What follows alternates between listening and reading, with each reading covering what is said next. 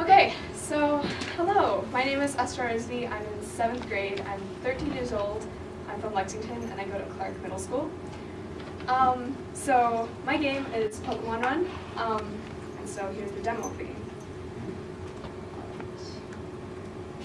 So basically, cheesy backstory, Pikachu has been captured by Team Rocket and you need to help Ash save Pikachu.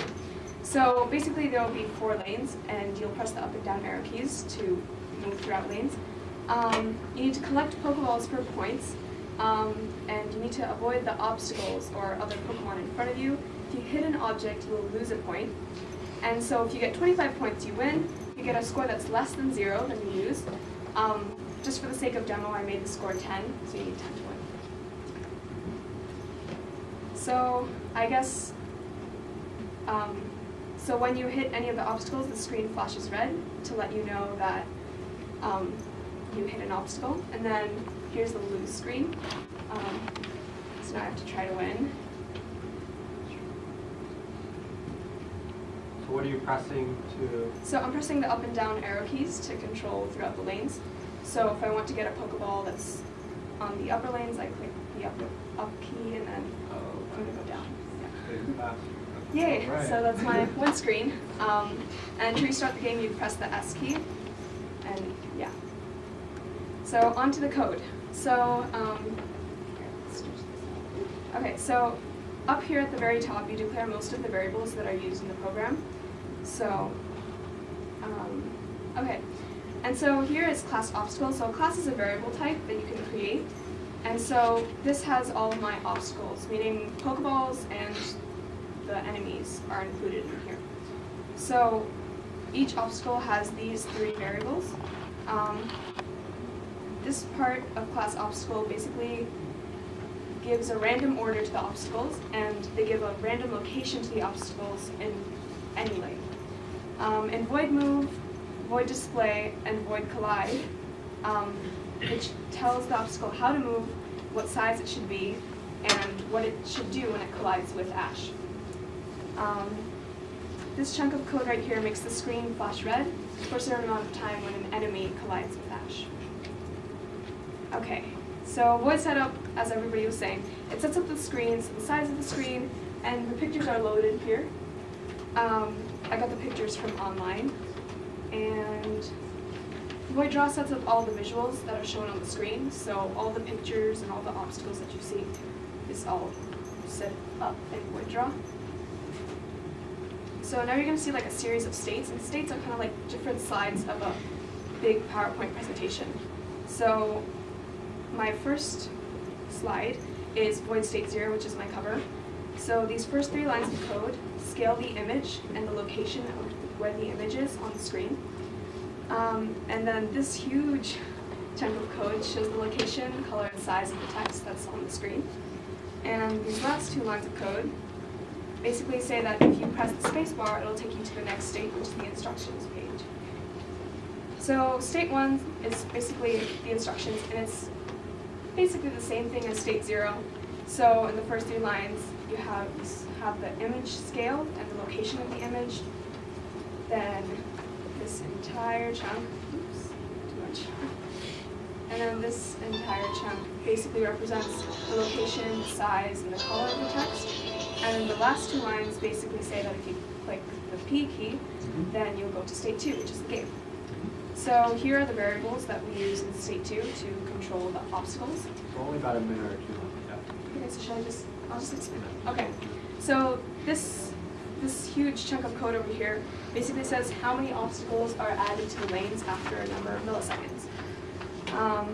Down here, it just scales the background image and gives the color and the size of the image.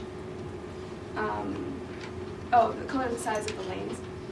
And then here, it gives Ash's location, and over here, it tells what the obstacles to do.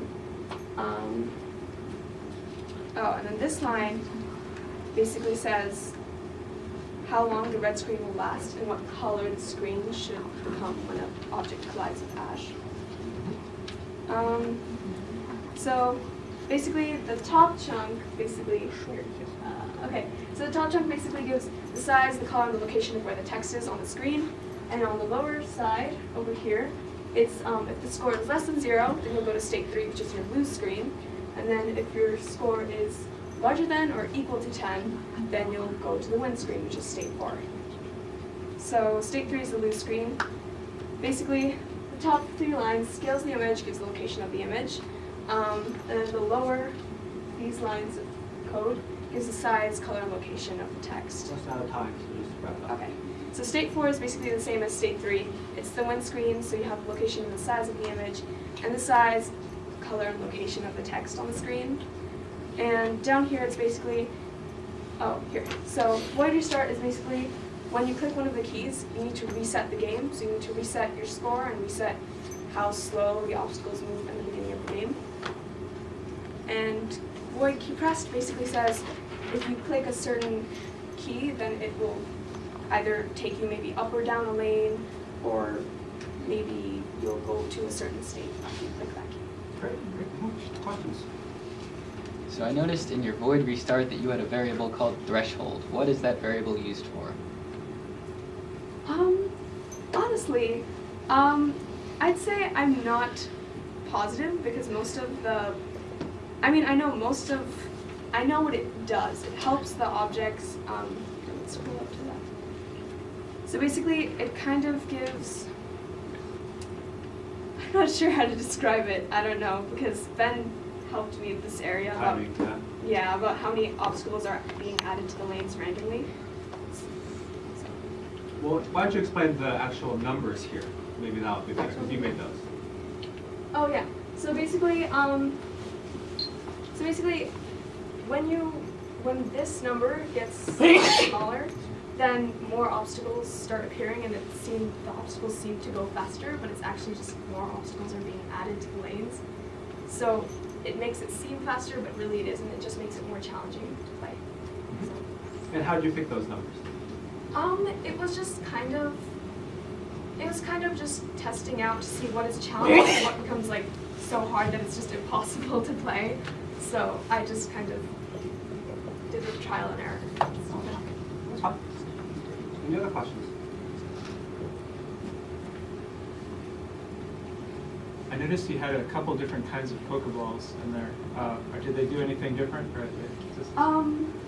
No, they don't do anything different. There was a regular Pokeball, there was a heal ball, there was a Master Ball. So I wanted to have the Master Ball maybe add like 5 points to your score instead of like 1 point, but then I didn't have time for that, so yeah. Okay. All right, thank you. Round of applause.